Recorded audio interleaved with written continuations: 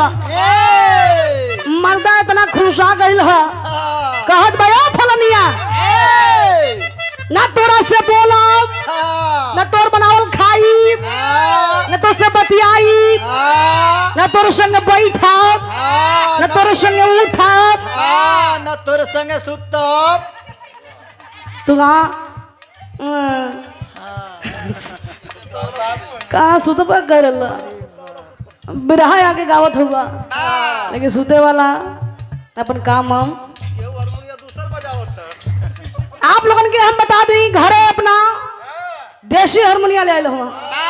नहीं जर्मन वाली है ना जर्मन वाली है हम भुला गए हैं जर्मन वाली हारमोनिया है भैया इनका बाबू जब भी आवल ना 12 बजे रात को घुसल ना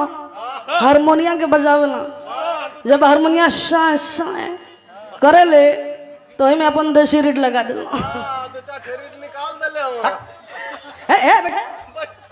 ए संत महाराज बैठा तो के कहा था तेरे पप्पा के कहा था ते भैया तमाम चीज का बताओ जाए इनका बारे में जितने कहल जाई उतने इनका इज्जत घटी तू बजा के देख लिया भैया तू के ट्यूनिंग करा तोरा लाख हारमोनिया 1 नंबर का ते भैया मेरा रू समझा रहल बा कि सुना तू जौन करत हुआ ना ठीक नहीं खा करत यदि हमार गोड़ निकल जाई ना इज्जतिया नीलाम हो जाई कहले है का मास्टर कैसा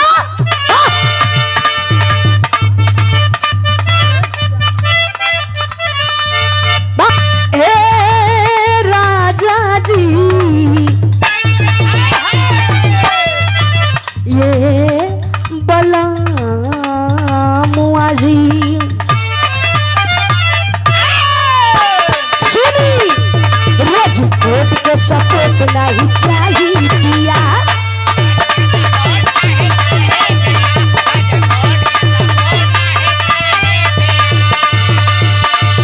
हमको एक बोरा नोट नहीं चाहिए पिया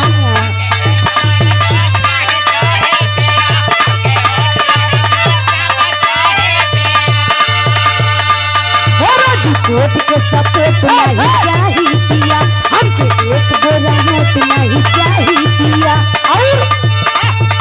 इज्जत उधर आता या भूलो से ढाक लो आता तू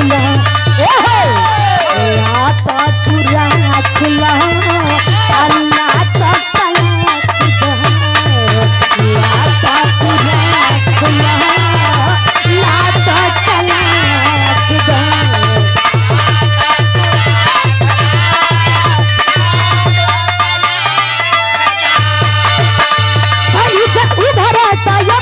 से ढाक लो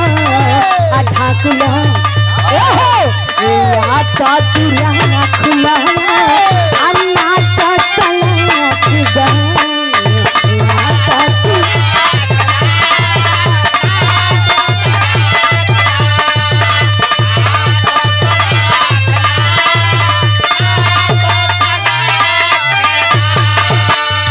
जैसे ही बात सुनने हमारा दिया तो तू राख लो ना तो तलाक दो मर्द का दिमाग भग से खुल गई मतलब 12 हमार रानी 12 हमार धनिया 1 नंबर का बात कलू है ठीक है आज के बाद से तो से ना लड़ो प्यार करो तो से आए हाय मेहरारू का मूड रोमांटिक हो गए मास्टर पहले है मेहरारू का हो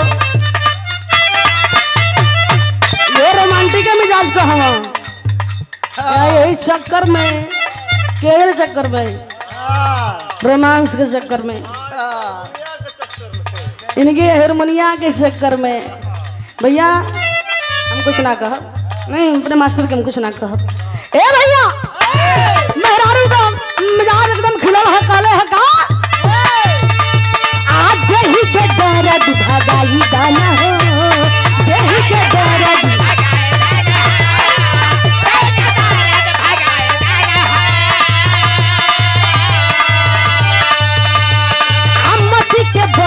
जराई गाना हो माटी के बाती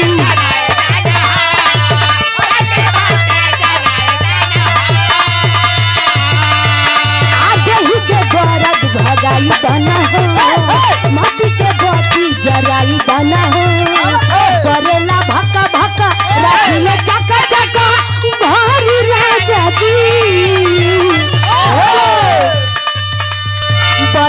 भक्का भक्का राखिले चका चका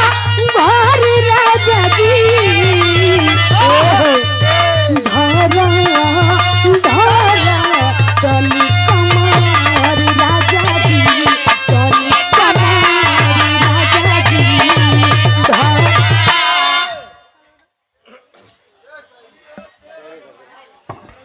कि हमनी के जा रहल बनी जहाँ परिवार क्या बात है बहुत ही सम्मानित है हाँ,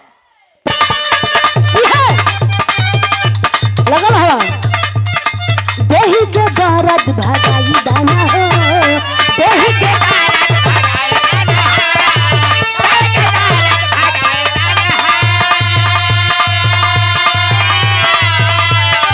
मटी के बाती जराई दाना हो मटी के बाती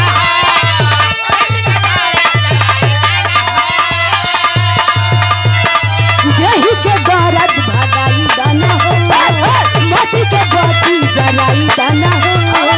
करेला भक्का भक्का राखिले चका चका भारी राजा जी धारा धारा पानी कमार राजा जी पानी कमार राजा जी अरे का संकेत के लोगों कवि जी देवे ना चाहिए कुछ हाँ, बताई जब बैठे की होत बा हाँ, तो लक्ष्मी जी से भेंट हमनी के होत नहीं थे लेकिन आप लोगन के डॉलर